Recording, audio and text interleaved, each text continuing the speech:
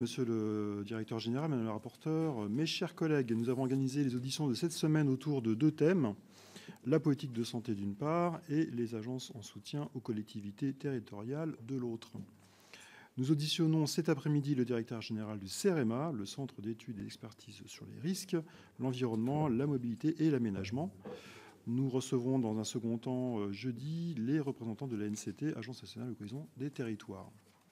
Le CEREMA apporte une expertise scientifique et technique reconnue dans un ensemble de domaines variés, mais liés aux politiques territoriales. Environnement, transport, infrastructure, prévention des risques, sécurité routière et maritime, mer, urbanisme, construction de l'habitat, logement, l'énergie, climat. Si j'en ai oublié, vous pourrez toujours compléter en effet.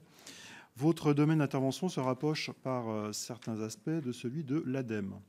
Vous apportez toutefois une ingénierie comme l'ANCT, une explication des limites d'intervention, éventuellement des chevauchements avec les autres agences sera clairement utile.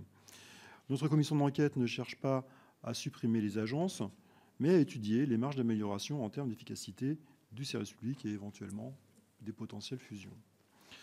À cet égard, le CEREMA est un exemple particulier puisqu'il résulte de la fusion de pas moins de 11 services différents.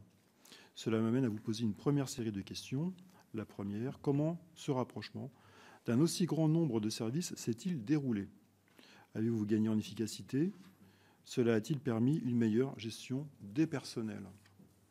Le CEREMA nous intéresse aussi par sa dernière réforme qui a fait un centre d'expertise partagé entre l'État et les collectivités.